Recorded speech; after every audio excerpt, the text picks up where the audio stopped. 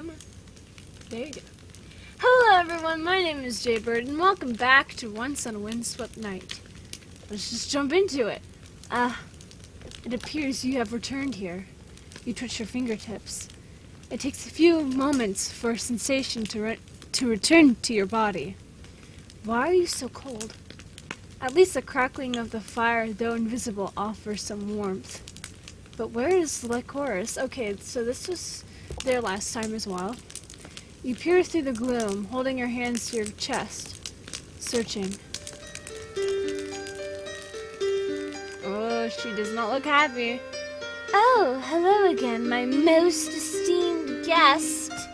I was beginning to worry about you, you know. She was? Of course, you were gone for an incredibly long time. It was just a week, god damn it. It's rude to keep a girl waiting like that. Maybe it was a touch impolite of you. Well, I'm sorry, I didn't have the time. You should apologize to her later. Hell no! So, she forces a smile. Shall we continue with the tale, or do you have something better to do? Seriously to the bone. Continue the story, please. Oh yeah, quick update on the talent show. So I didn't win. I didn't even place for anything, so yeah. I mean, what else did I expect? There are a lot of other talented people there, and also it's just my first time ever doing something like that, so it's like it was kind of unlikely that I would win like automatically, you know. But anyways, so tired right now, but I will continue this because I have to. The meal Daffodil prepared was a rather simple affair. It was a thick vegetable soup served in an earthenware bowl with a piece of brown bread on the side. The vegetables had been cut awkwardly with an inexperienced hand, and parts of the soup were burnt. What? How do you burn soup? How do you burn soup? The bread, meanwhile, was inexpertly made and sunken in the middle like a crater. The outer shell was hard enough to break teeth, while the middle was chewy and curiously textureless. Nevertheless, the traveler was hungry and made rather short work of Daffodil's less than impressive offering. The young nun watched as the traveler ate their food, shoveling it into the dark recess where their mouth should have been, and frowned. What do you think? Is it good? It's terrible. Should we be brutally honest or brutally lying? Oops.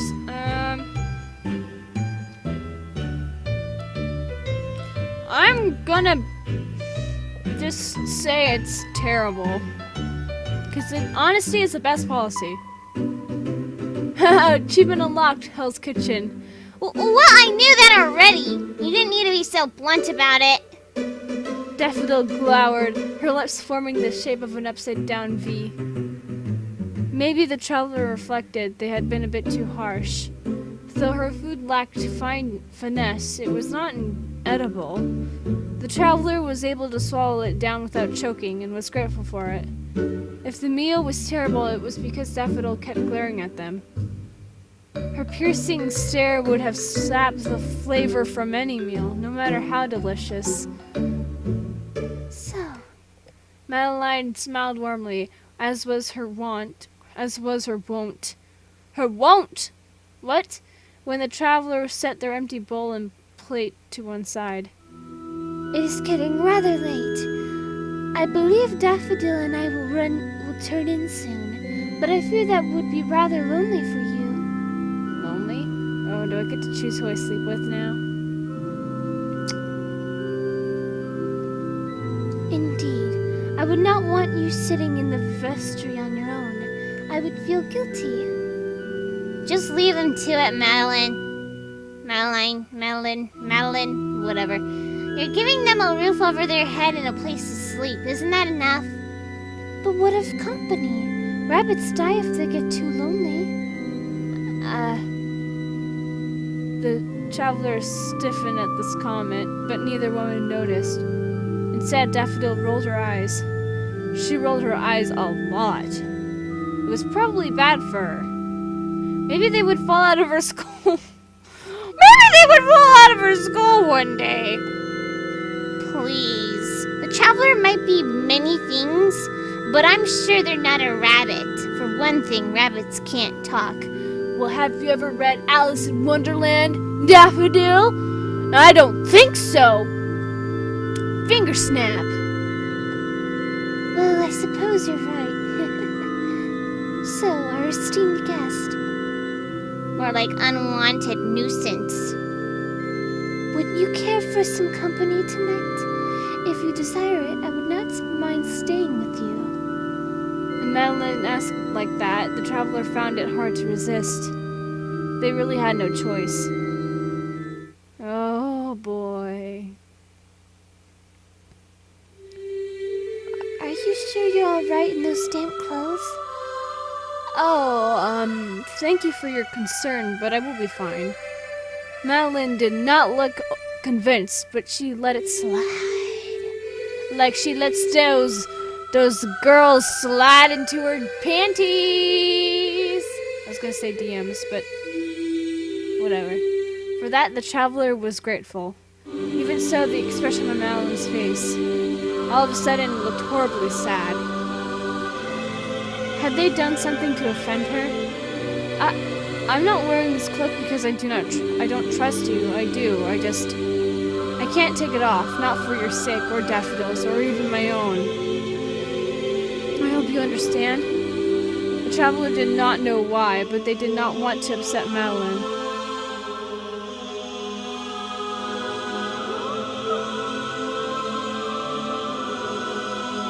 Though they hardly knew the woman, she was sweet and soft and gentle. The kind of person whose smiles could lighten your heart and whose frowns could pierce it like thorns. If they had been with Daffodil, the traveler would not have cared one whit about causing any potential offense. Madeline was different. Cute. Why did I say that? The nun looked surprised, however, at the traveler's comment, and she blinked. Oh, I am not offended. Please do not worry on my behalf. But you look so sad I didn't know what else to say. I am sad, but not because of you. Not entirely. So it is partially because of me? Well... Madeline directed her gaze upwards at the vaulted roof of the church. It was still raining outside. The rainwater tapped against the stained glass of windows and insistently asking to be let in. Knowing Madeline, she was the kind of woman who would have opened the worm-eaten wooden doors to welcome the rain. I just think it's sad that you feel the need to hide your face. Not that I am trying to coerce you into removing your hood. If you do not want to, you do not have to. That is your own prerogative. But I cannot help but wonder, though it may seem rude of me, what kind of life must you have led to make you so very secretive? Like I said, it's the sunlight. It's bad for my skin. But it's dark right now. The traveler, unbeknownst to Madeline, bit their lower lip. Perhaps they could have removed their hood. They did not know Madeline well, but they did not feel the nun would judge them for their appearance. Yet the traveler could not. They reached upwards with tremulous hands, but froze in the act of revealing their face. Being scorned by such a sweet woman would have hurt too much. Anyway, I apologize for making the atmosphere awkward. It was rude of me. We are going to be together for quite some time, and it does not appear that the rain will stop anytime soon, so... if you have any questions, feel free to ask. Questions, The traveler glanced about the church, at the wooden pews, the cobwebs in the corners, and the withered tree by the altar, and pondered. Why is there a tree growing in the church? Can you tell me about a tiny story? Oh, you wish to know about the tree? Well, yes, it is rather unusual having a tree growing in the middle of a church. A pause. Unless this is a common custom in Dakone.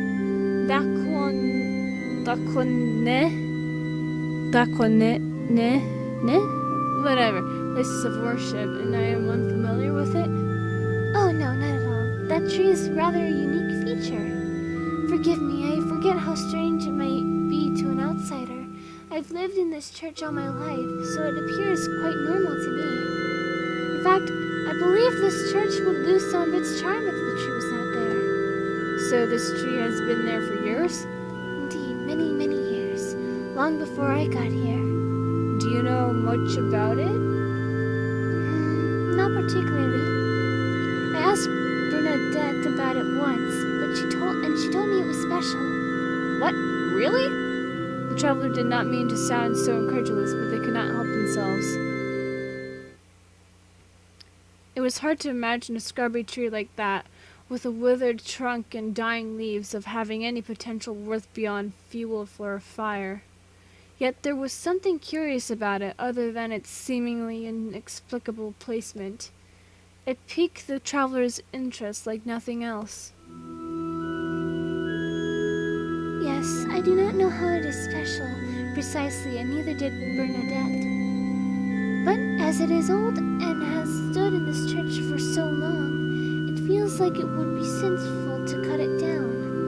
Even if it gets in the way? Even so, well, I am used to it. Daffodil doesn't like it, but I refuse to let her take an axe to it. She has been haranguing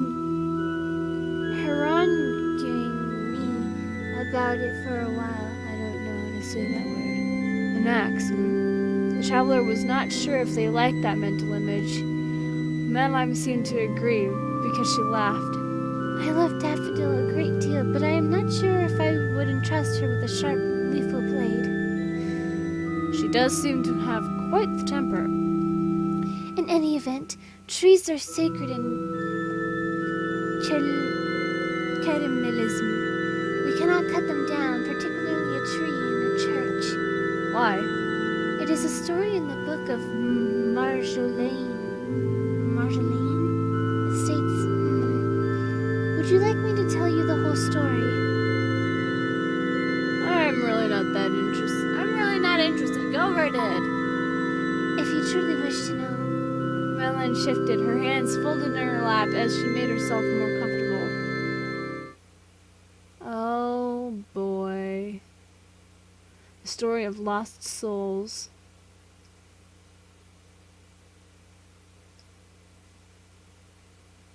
Hey, this looks familiar. Long, long ago, more than 1,000 years hence, people were not born as one complete vessel, but two. All living creatures were divided into a physical body and their spirit. That would be the soul.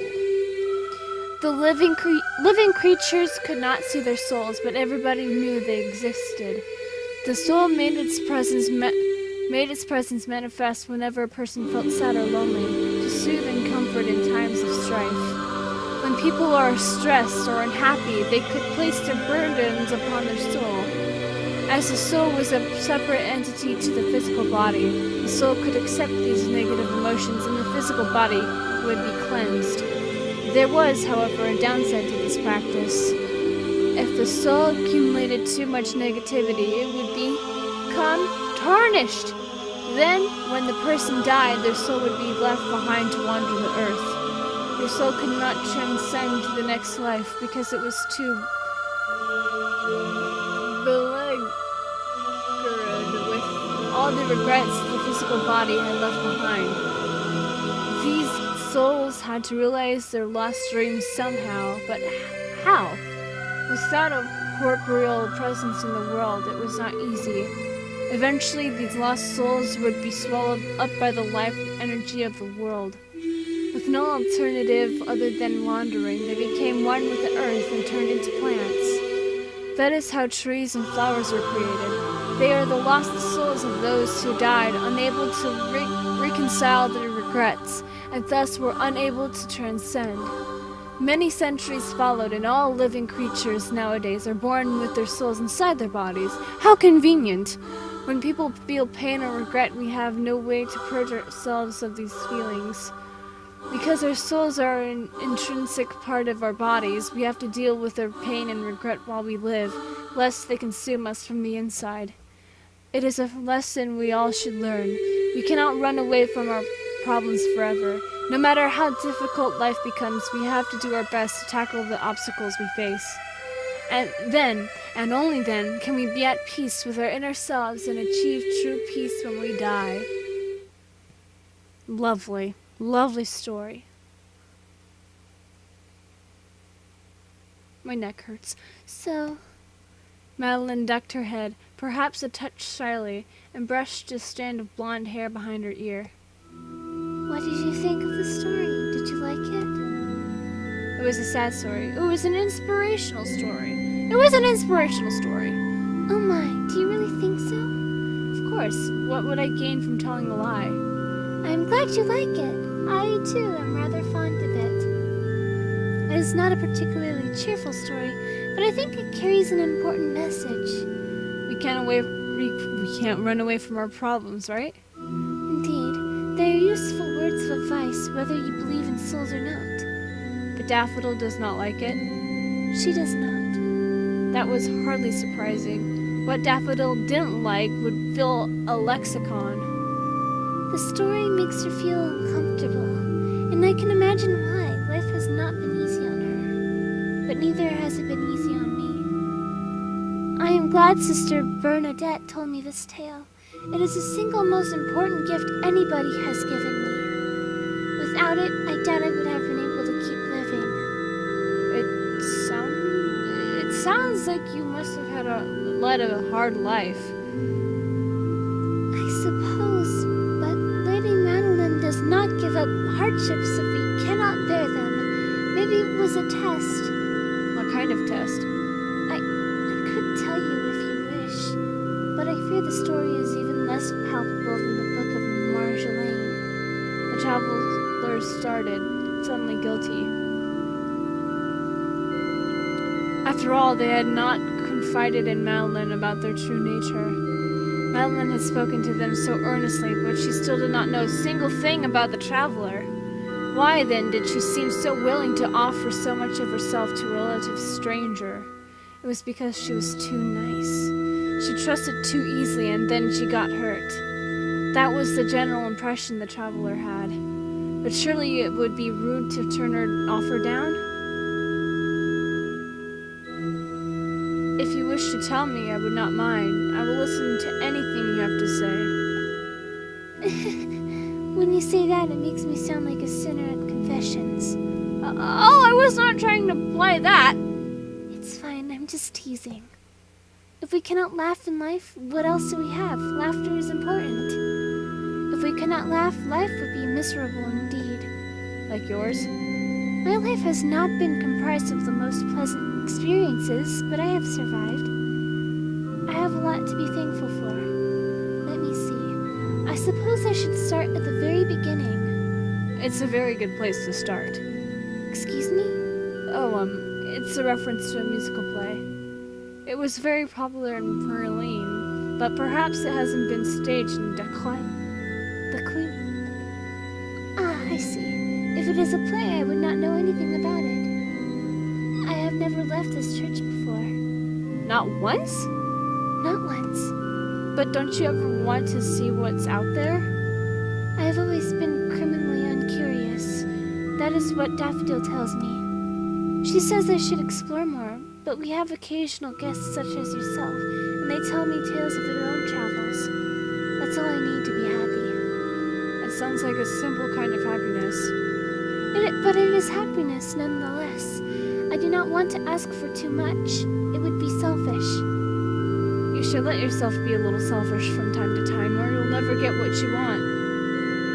My mother never approved of me becoming a traveler, but I defied her wishes. You must lead a very exciting life. I fear my story cannot compete. You see, I never knew my mother or my father. In that case, I apologize. You do not need to apologize. You do not know. In any case, I might not be an orphan. My mother or father may still be alive somewhere in Decleve, but I will never meet them. I was abandoned on the doorstep of this church when I was a baby. nuns found me and took me in. They raised me as their own. That must have been lonely. I was not lonely. I did not miss my parents because I had never met them. Don't you resent them? I could not. I would resent my parents if they abandoned me. Perhaps you would, but I could not. How can I dislike people I have never known? Moreover, I am sure they have their reasons for leaving me. Maybe they could not afford to care for a child, or perhaps they were worried they would be unable to make me happy. Maybe my mother was raped and she... Well, okay, well...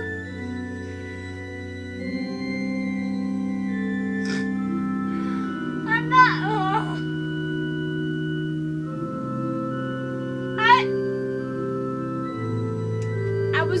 I was not expecting that.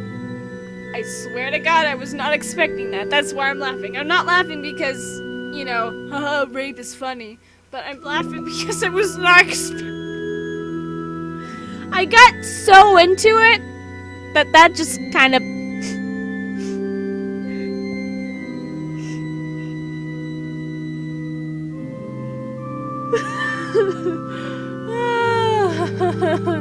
Sorry. I was not expecting that at all. That just came out of nowhere. Holy fuck. Okay. Whew. Maybe my mother was raped and she did not want to keep a child born from such a union. Maybe my mother died in childbirth and raising me alone would have driven my father wild with grief. Whatever the reason, they must have been good people. If they wanted me to die, they would have left me in a ditch. They could have left me in a ditch. The fact that they left me outside a church shows that they at least wanted me to live. They loved me enough to give me life and a chance of sustaining it. I only have thanks to give them. I don't know if abandoning a baby is an act deserving of thanks. Maybe not to you, but I will never stop being thankful to my parents, whoever they are. Without them, I would not exist. The traveler shifted uncomfortably. Did Madeline believe everything she said? It was Madeline's narrative, and she could choose to represent it however she wished, but... Oh my god.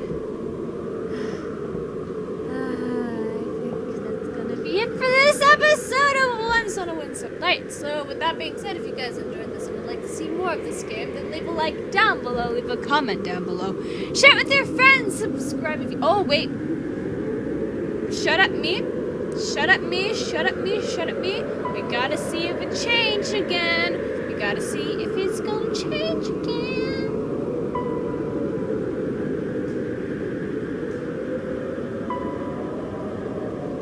Yes. I wish there's more save slots, but there's not. So, let's break. I like how I was always to stop myself. God. You wish to leave now? That is too bad. I was rather enjoying myself.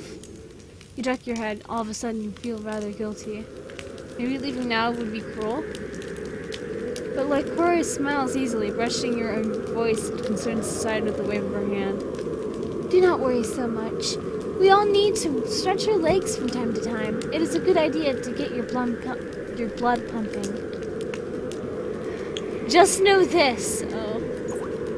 You jump. I enjoy a good story as much as the next girl, but you can't let yourself get too ensconced. I don't know what that means. Make sure you take regular breaks. Keep properly hydrated. Don't put too much pressure on your back. Rest your eyes and don't sit too close to the screen. I'm sorry! I like sitting close to the screen. It helps me read better. Fuck you. Yeah, what? You blink at her. What does she mean, screen? Stop breaking the fourth wall, goddammit! Maybe she doesn't know either because she giggles.